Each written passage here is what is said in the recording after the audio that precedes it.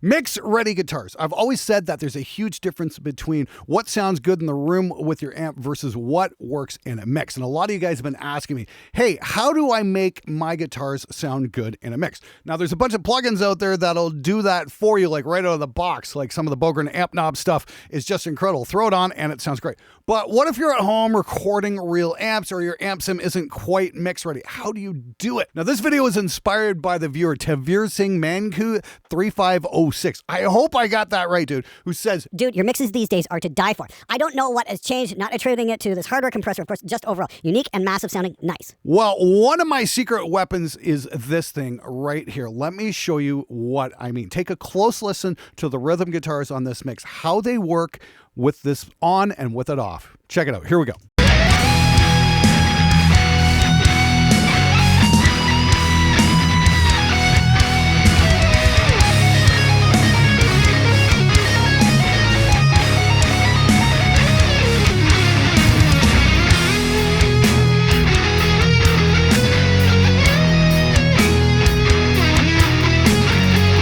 And that, my friends, is what is called passive tube equalization. This originally came out of the technology developed by the company called Pulse Technologies. I remember first hearing that word on the Steve Vai Passion and Warfare record back in like 1990 or something like that. I remember getting the record and listening to the song Greasy Kid Stuff, and he's got this huge list of stuff he's doing on the mix. It's up 4K here, it's down 6 dBs here, and then he mentions, it's up 2 dBs on the Pultex, and I remember saying to myself, what the hell is a Pultec? That sounds ridiculous. Well, that's short for Pulse Technologies.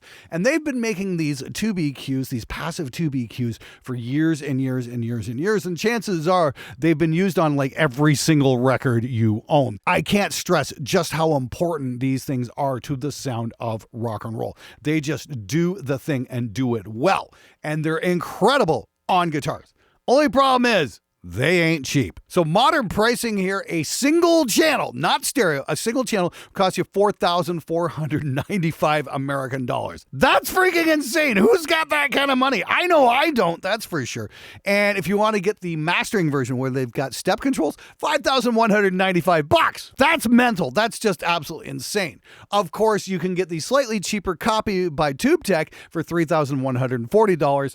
And that's a mono channel as well, not stepped. Great EQ. We had a couple of those in Hollywood. Yeah, fantastic stuff. Even the cheaper Pultec is going to be $4,295. And this is the thing. I mean, like a lot of people have tried making clones, some with some decent results, some with some not so great results. Most notably, the Crap Technic eqp-kt Classic Tube EQ. I did a full rundown on this thing back in the summer of 2020 when I was hanging out at Warren's place, and I ran it up against some actual real Pultecs. If you notice, they're definitely designed to look like the real thing. The thing is, they don't even sound remotely close to the real thing. And after some extensive tests, there was only one thing I could do with that EQ.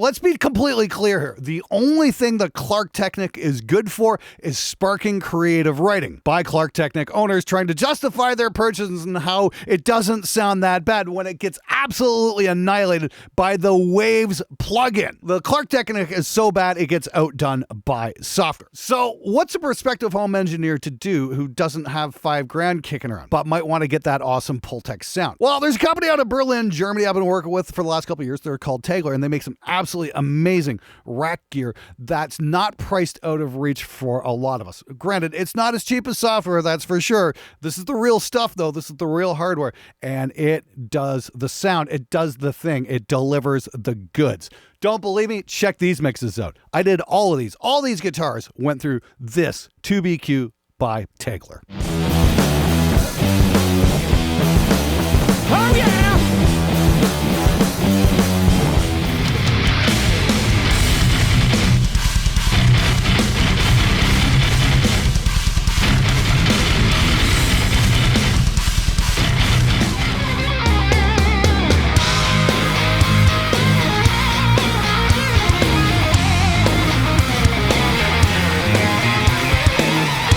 This is the one thing I reach for on all my guitar tracks. It doesn't matter what I'm doing, unless it's a mix ready in the box kind of amp sim thing. But if I'm working with a real amp and I need something to deliver the goods, yeah, I'm reaching for the Tegler. Even on my Kemper versus Tonex shootout, I am reaching for the Tegler. So recently I just demoed the SubZero amp from Bogren Digital, and this is much more a traditional kind of amp sim. It's supposed to sound kind of like a real amp.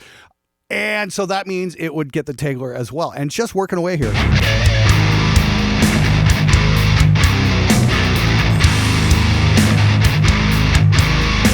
It's got the Tegler on it right now. Now if I take it out of the mix,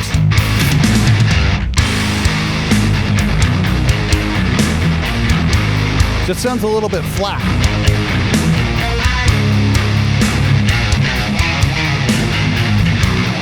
What we're doing here are two special things here. We're doing a boost and cut at the same frequencies at 30 hertz. I know that sounds insane, but it creates this really cool curve thing going on in the EQ. And we're doing a little bit of a boost in the top end. And that's how we're getting the guitars to work so well in the mix. Let me show you one more time. Let me solo that up. What happens when we just do that boost and cut thing? This is kind of the key to getting a great guitar sound to work in the context of a mix.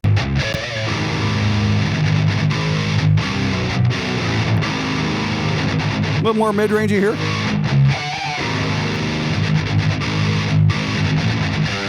Just kind of cleans up the bottom end. We can take it to extremes, but it's a little much.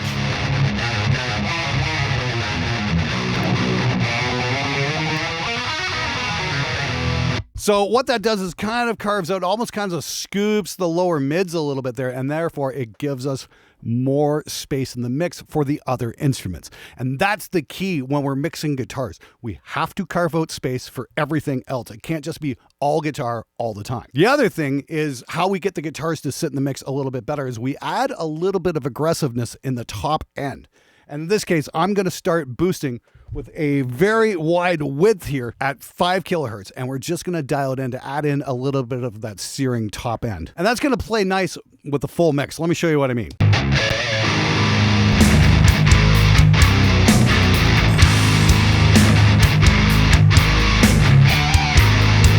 Now, I remember having a conversation with Henning Pauly about this on Gear Island, and he said, hey, what I like to do is, like, I'll boost the guitars up at about 5-6 kilohertz, but I'll just crank the EQ all the way. And we can do some extreme examples of that. I did this earlier this year for another demo, and this is with, like, the guitars just maxed out on the Tegler at, like, 5 kilohertz. Check this out. They're pretty bright, but they work so well in the context of a mix.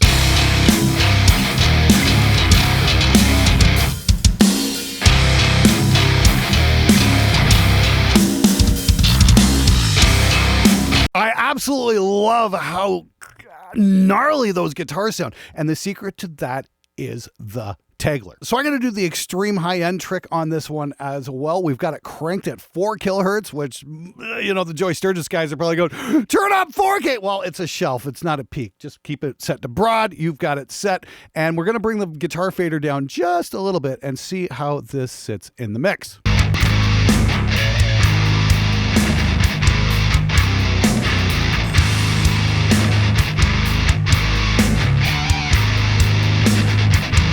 There's definitely no problem hearing those guitars. Wow, those really make some space for the other instruments. That might be a tiny bit on the extreme side, to be completely honest here. Kind of like where I had it. We'll just take it up a little bit past 5 there and try that again. Then we got to bring the fader up.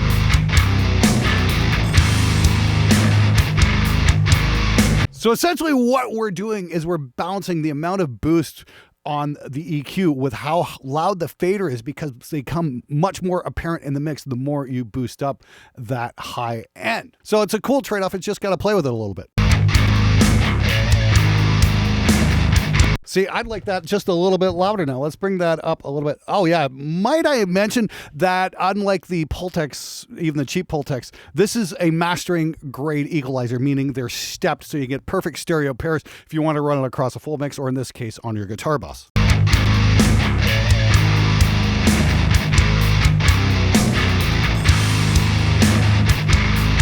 There we go. I like that right there. I could print that. Remember, guys, mixing's about give and take, not just continually turning things up. So in this case, we brought down the highs just a little bit, and we brought the fader up a little bit, and then it's sitting in the mix really well, and it carved out a lot of space for all the other instruments, and that's what it's all about right there. Now, if you want to check out some Tegler stuff, the cool thing is you can write them, and they will send you a demo unit for 2 weeks just so you can try it out to see if it's right for you. And there's absolutely no obligation to buy anything, which is pretty damn impressive, I gotta say.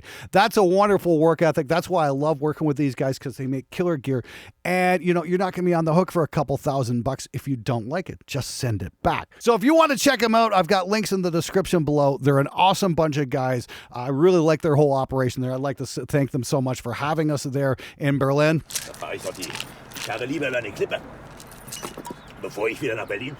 Yeah, it was in Berlin. Anyway, thanks so much to the Tegler guys for sending this to me and helping me make my mixes that much better.